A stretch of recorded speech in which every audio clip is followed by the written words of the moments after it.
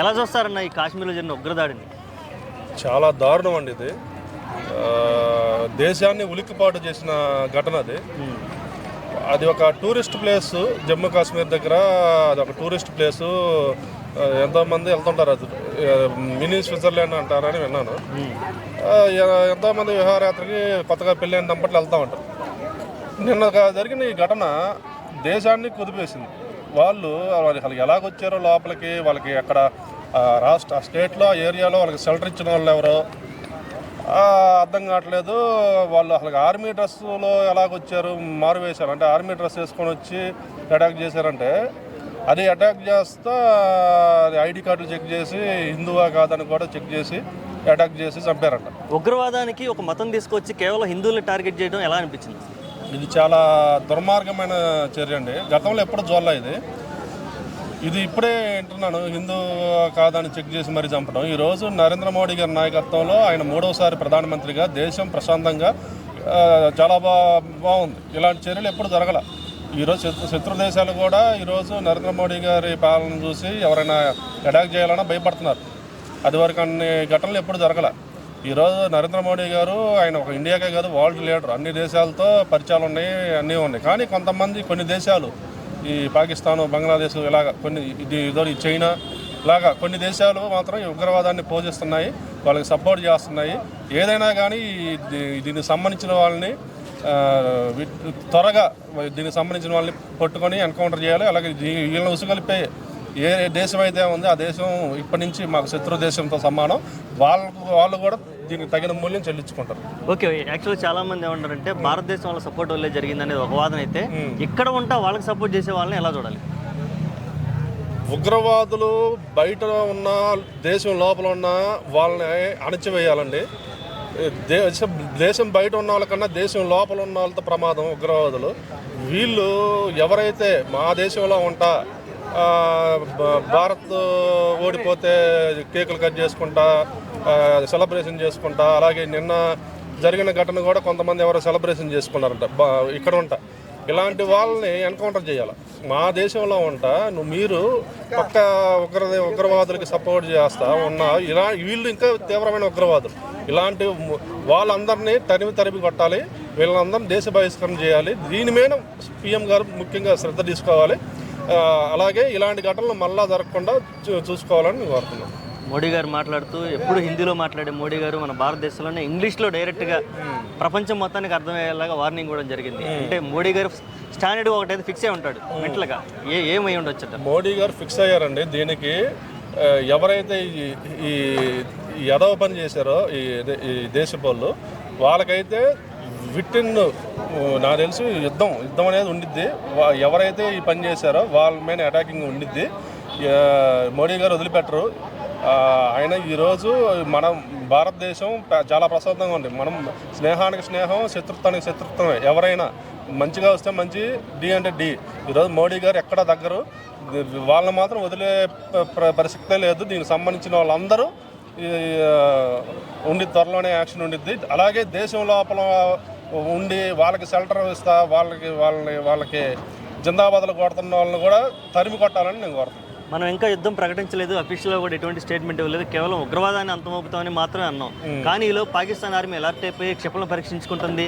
అంటే వాళ్ళ బలాలను పరీక్షించుకుంటున్నారా, లేదంటే మాకు ఇంత బలం ఉందని మనకు చూపిస్తున్నారా అర్థం కావట్లేదు. ఏమండి, పాకిస్తాన్ ఆర్మీ ఇండియా కూడా దేకలేదు. వాళ్ళకి ఈరోజు తినడానికి తిండే లేదు. పాకిస్తాన్లో అల్లాడుతున్నారు పాకిస్తాన్ ప్రజలు. కానీ కొంతమంది అక్కడున్న రాజకీయ నాయకులు అయితే, పాకిస్తాన్లో ఉన్న వాళ్ళు ఈ ఉగ్రవాదాన్ని పెంచి పోషిస్తా అనవసరంగా వాళ్ళ ప్రజలను కూడా సఫర్ చేపిస్తున్నారు. వాళ్ళు చేసే మూర్ఖ పనుల వల్ల వాళ్ళ దేశ ప్రజలు కూడా అల్లాడుతున్నారు. ఈరోజు పాకిస్తాన్లో చాలామంది హిందువులు కూడా ఉన్నారు, సెటిలర్స్. వీళ్ళు చేసే పనుల వల్ల అక్కడున్న సెటిలర్స్ కూడా ఇబ్బంది పడతారు. ఈ ఉగ్రవాదాన్ని అంటే వీళ్ళు ఇలాగా ఇప్పటి నుంచో పాకిస్తాన్ అనేది ఈ ఉగ్రవాదాన్ని పోషిస్తూ ఉంది. ఇది అంటే ఎప్పుడు జరగలేదు ఈ ఘటన. ఇప్పుడు ఇది వాళ్ళు తెగించారు. వాళ్ళకి మాత్రం దీనికి సంబంధించిన వాళ్ళు ఏదైనా వాళ్ళు ఎన్ని పరీక్షలైనా చేసుకొని దానికి ధీటుగా ఈరోజు ఇండియా ఆర్మీ రెడీగా ఉంది. మా దగ్గర కూడా యుద్ధ సామాను అయితేమి, యుద్ధ విమానాలు అయితేమి, అణుబాంబులు అయితేమి అన్ని 100 రెట్లు మా దగ్గర ఇంకా ఎక్కువ సామాను ఉంది. మీరు మీ మైండ్లో ఆలోచన వచ్చినా సరే అటాకింగ్ మేము సిద్ధంగానే ఉన్నాం. నరేంద్ర మోడీ గారు 24 hours ఇండియన్ ఆర్మీ రెడీగా ఉంది. పాకిస్తాన్ అంతా చూసేదాకా, ఈ ఉగ్రవాదాన్ని అణచివేసేదాకా మేము నిద్రపోమని కోరుతున్నాం. 5 నిర్ణయాలలో సింధు జలాల ఒప్పందం 1960 ఒప్పందాన్ని కూడా రద్దు చేశారు కదా, దాన్ని ఎట్లా చూస్తారు? నరేంద్ర మోడీ గారు ఏ డెసిషన్ తీసుకున్నా దానికి భారతదేశం ప్రజలంతా కట్టుబడి ఉన్నామండి. ఆయన ఏ డెసిషన్ తీసుకున్నా అది 100% ఆలోచించే తీసుకుంటారు. అలాగే దీనికి సంబంధించిన మొత్తం ఏదైతే వాళ్ళు ఇక్కడ ఉంటున్నారో ఆ దేశానికి సంబంధించిన వాళ్ళందరినీ పంపించేస్తున్నారు. అలాగే అక్కడ ఎవరన్నా మన వాళ్ళు ఉన్నా వాళ్ళు వచ్చేసేయండి, టైం ఇచ్చారు కాబట్టి. త్వరలోనే దీనికి సంబంధించిన వాళ్ళ మీద కఠిన చర్యలు ఉంటాయి. పాకిస్తాను వాళ్ళు ఏదైనా వాళ్ళు మైండ్లో ఆలోచన ఏదైనా కానీ ఉన్నా, అంటే ఇంకా ఇలాంటి ఇష్యూస్ ఏదైనా చేయాలనుకో మీ మైండ్లో ఆలోచన రావడానికే భయపడేటట్టు ఈరోజు మోడీ గారు చేస్తారు. అది గుర్తుపెట్టుకోండి. త్వరలోనే మీకు ఆ రియాక్షన్ ఉండిద్ది. ఓకే, నాగేశ్వర గారు ఒక వీడియో చేసి నేను ముందే చెప్పాను ఇటువంటి అటాకులు జరుగుతాయని, దానికి కారణం మీకు అర్థమవుతుందా? బెట్టింగ్ యాప్లు మీరు ప్రమోట్ చేయడం వల్ల దాని నుంచి వచ్చే రెవెన్యూ ఇట్లా టెర్రరిస్టులకి అందుతుందని నేను ఆల్రెడీ చెప్పాను. అయినా సరే మీరు మారట్లేదు. దీనికి ఈ ఉగ్రవాదం ఇప్పుడు జరగడానికి గల కారణం ఈ బెట్టింగ్ యాప్ల వాళ్ళు, వాళ్ళది కూడా ఒక పాత్ర ఉందంటూ ఒక నింద మోపడం జరిగింది. దీన్ని ఎలా చూడాలి? సమర్థించవచ్చు అంటారా? వాస్తవం ఒప్పుకుంటారంటారా? ఏమో ఉండొచ్చు. ఇప్పుడు ఈ బెట్టింగ్ యాప్లు అనేవి చాలా ఉన్నాయి యాప్లు. వాటి వల్ల ఇల్లీగల్ మనీ ఏమన్నా చేరుతుందేమో. అవి బ్యాన్ చేయడం కూడా మంచి పనే. దీనివల్ల యువత కూడా చెడిపోతుంది. దానికి ప్రమోట్ చేస్తున్న వాళ్ళు, అలాగే ఇన్స్టాల్మెంట్స్ ఇచ్చే వాళ్ళ మీద కూడా కఠిన చర్యలు తీసుకోవాలి. అన్న అది చాలా అమానుషం అని చెప్పాలి. ఎందుకంటే సరదాగా ఎంజాయ్ చేద్దామని వెళ్ళిన వాళ్ళని రిలీజన్ చెక్ చేసి మరి ప్యాంటలు ఓడదీసి, ఆడవాళ్ళ ముందు ప్యాంటలు ఓడదీసి మరి చంపేయడం అనేది ఇది చాలా అంటే చాలా బాధాకరమైన విషయం. 100% జరిగిన ఘటనను అయితే మనం వెనక్కి తీసుకురాలేము. ఇలాంటి ఘటన మళ్ళీ జరగకుండా మనం ఖచ్చితంగా చర్యలు తీసుకోవాలి. అయితే ఈరోజు మోడీ గారు అక్కడి నుంచి పాకిస్తాన్ నుంచి వచ్చిన వాళ్ళు ఎవరైతే ఉన్నారో వాళ్ళ వీసాలు ఆన్ ది స్పాట్ నేను క్యాన్సిల్ చేస్తున్నా, రిటర్న్ వెళ్ళిపోవాలి. అలాగే ఇక్కడ నుంచి మన సింధు వాటర్ ఏదైతే ఉందో అది పాకిస్తాన్కి వెళ్తున్న వాటర్ని ఆపేయాలి అని చెప్పేసి అంటున్నారు. సో ఇది చాలా వరకు మంచి పనే. ఎట్లా అంటే మనం భారతదేశం వాళ్ళ మీదకి వెళ్తే వచ్చ కారిపోవాలి వాళ్ళకి. అరే భారతదేశంలో ఒక్కడిని టచ్ చేస్తే మనం 30-40 మంది లేపేస్తారు, వీళ్ళు మన దేశమే లేకుండా చేస్తారు అన్న భయం ఫస్ట్ వాళ్ళకి కలిగించాలి. ఆ ప్రయత్నంలో అయితే మోడీ గారు ఉన్నారు. కానీ ఇప్పుడు జరిగిన ఘటన అయితే మనం వెనక్కి తీసుకురాలేం కాబట్టి డెఫినెట్గా ఇలాంటి ఘటనలు మళ్ళీ జరగకుండా ఉండే విధంగా ఈ చర్యలు అనేవి తీసుకోవాలన్నారు డెఫినెట్గా. ఓకే, సామాన్యుల మీద తిరగబడుతున్నారు, అదే వచ్చి మాతో పోరాడండి అని ఆర్మీ పిలిపిస్తుంది. అదే కదా ఏంటంటే నేను చెప్పేది ఏంటంటే మిలిటరీ వాళ్ళు ఆర్మీ వాళ్ళతో పోట్లాడారనుకో వీళ్ళని తెలుస్తుంది. ఇలా సామాన్య ప్రజల్ని సరదాగా ఎంజాయ్ చేద్దాం వచ్చి ఫ్యామిలీస్తో వచ్చిన ప్రజల్ని చంపేయడం అంటే అక్కడ నువ్వు ఆ మగవాడిని చంపినా, చిన్నపిల్లవాడిని చంపినా, ఆడవాళ్ళని చంపినా ఒకటే. చిన్నపిల్లలు వదిలేసాం, ఆడవాళ్ళు వదిలేసాం అంటారు. కానీ ఇక్కడ ఉన్నవాళ్ళు చిన్నపిల్లలతో సమానం. ఇదే మీ దగ్గర గన్నలు పట్టుకుని AK-47 గన్నలు పట్టుకుని మీరు యుద్ధం చేయగలిగితే మీ మొగతానం ఉండి వెళ్ళి ఆర్మీ మీద, మా ఇండియన్ ఆర్మీ మీద మీరు పోటీ చేయండి, పోరాడండి. అంతేగాని అమాయక ప్రజల దగ్గర సరదాగా ఎంజాయ్ చేద్దామని వచ్చిన టూరిస్టుల మీద మీ ప్రతాపం చూపిస్తే అది అసలు కరెక్టే కాదు. అండ్ ఇంకోటి ఏంటంటే వెళ్ళి మీ మోడీ చెప్పుకుంటే మీరు మోడీ మీద వ్యతిరేకత ఉంటే మీరు మోడీ మీద పోరాటం చేయండి, మీరు మోడీ మీతో యుద్ధానికి వెళ్ళండి. ఆయన మీరు చూసుకోండి, మిలిటరీ చూసుకుంటుంది, మీరు మిలిటరీతో పోరాడండి, ఇండియన్ మిలిటరీతో. అంతేగాని సామాన్య ప్రజల మీద ఎంజాయ్ చేద్దామని వచ్చారు వాళ్ళు. ఏమైనా మీకు ఏదైనా చేద్దామా ఆన్ చేద్దామని వచ్చిన వాళ్ళైతే ప్రిపేర్ చేస్తారు, తిరగబడతారు, ఏదైనా చేయగలుగుతారు. వాళ్ళ ఫ్యామిలీస్తో పిల్లలతో ఎంజాయ్ చేద్దామని వచ్చిన అమాయక ప్రజలను మీరు చంపేయడం అనేది చాలా ఇది అమానుషమైన విషయం. ఇది ఏంటంటే వాళ్ళు ఒకటే టార్గెట్ అన్న, కాశ్మీర్ 370 ఆర్టికల్ రద్దు అయిన తర్వాత ప్రతి ఒక్కరు కూడా కాశ్మీర్ వెళ్తున్నారు. కాశ్మీర్ మందే అయింది అని చెప్పి ఇండియన్స్కి ఒక ఆనందం ఉంది. సో ఎంజాయ్ చేద్దామని వెళ్తున్నారు. ఆ ఒక్క దాన్ని వీళ్ళ పోగొట్టాలి అని కేవలం ఒక ఉద్దేశంతో చేయడం. ఖచ్చితంగా ఈ ఇంత పెద్ద ఘటన జరిగిందంటే మన దేశం నుంచి వాళ్ళకి సపోర్ట్ లేకుండా అయితే ఇది జరగదు. కాబట్టి వాళ్ళకి ఎవరైతే సపోర్ట్ చేస్తున్నారో వాళ్ళకి ఖచ్చితంగా అని చెప్తున్నా, వాళ్ళకి ఖచ్చితంగా మోడీ ప్రభుత్వం పట్టుకుంటుంది. పట్టుకుని వాళ్ళు కూడా ఎన్కౌంటర్ చేసేయాలి. జైల్లో పెడతాం, భోజనాలు పెడతాం, ఇలా మేపడం అనవసరం. కనపడ్డట్టు ఎన్కౌంటర్ చేసిన రోజునే మళ్ళీ ఇలాంటి ఘటన జరగాలంటే భయం పుట్టాలని ఆ విధంగా చేయాలి. హిందువులనే ప్రత్యేకంగా టార్గెట్ చేయడం ఎలా చూడాలి?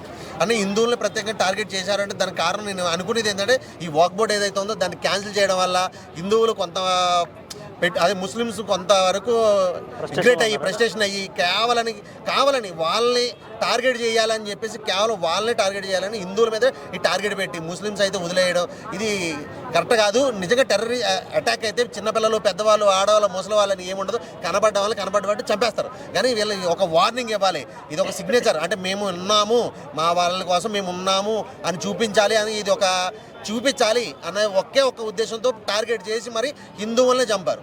హిందువులు చంపారు, అక్కడ ముస్లిం చంపితే అందరినీ చంపారు. అదేవో ఒక కామన్గా వెళ్ళిపోతుంది, ఏదో ఒక అటాక్లో వెళ్ళిపోతుంది. కానీ ఇది అలా కాదు.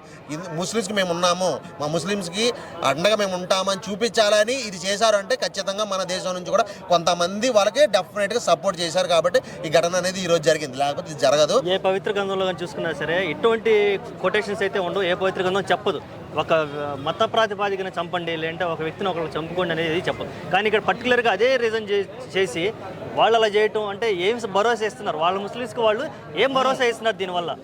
అదే అన్న, ఇక్కడ ఎట్లా ఉందంటే వీళ్ళ పరిస్థితి, మీకు మేము ఉన్నాము అని చెప్పాలి అని అనుకుంటున్నారు. కానీ మనం భారతదేశం అంటే అన్ని మతాలు అన్ని కులాలు కలిసి ఉండే దేశం. అది మనం ప్రశాంతంగా ఉండాలని మనం అనుకుంటున్నాము. సో ఈ ప్రశాంతత అనేది మనకు ఉండే విధంగానే ఉండాలి. కానీ గొడవలు మన మతాలకి మధ్యలో మనకు గొడవలు, ఈ మధ్యన మనకు గొడవలు ఎక్కువవుతున్నాయి. దీన్ని అడ్వాంటేజ్గా తీసుకున్నారు వాళ్ళు.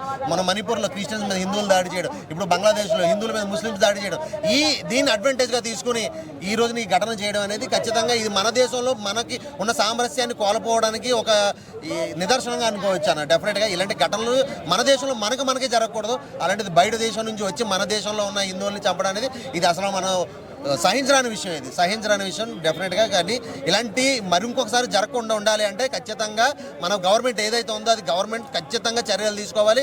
ఇంకోసారి చెయ్యాలి అంటే భయం వాళ్ళు వెన్నులు వణుకు పుట్టే విధంగా మనం కనుక చేస్తేనే కానీ నెక్స్ట్ ఇలాంటిది అనేది జరగకుండా ఉంటుంది. సో ఇప్పుడైతే ఆల్రెడీ చనిపోయిన వాళ్ళైతే మనం వెనక తీసుకురాలేం కాబట్టి ఖచ్చితంగా చనిపోయిన ఫ్యామిలీని మన గవర్నమెంట్ ఆదుకోవాలి. వాళ్ళకి 10 లక్షలు ఎక్స్టెన్షన్ ఇస్తున్నారు. అది 10 లక్షలు సరిపోదు.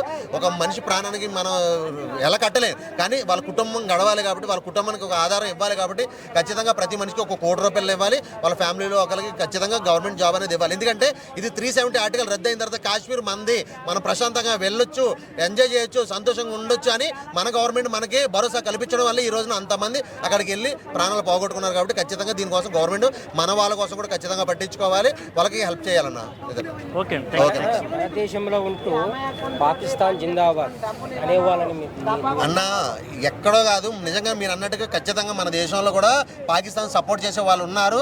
పాకిస్తాన్ జెండాలు పట్టి తిరగడానికి చూస్తున్నారు, జెండాలు ఎత్తుకుని తిరగడానికి చూస్తున్నారు, జిందాబాద్లు కొడుతున్నారు. అలాంటి వాళ్ళని అసలు సహించకూడదు.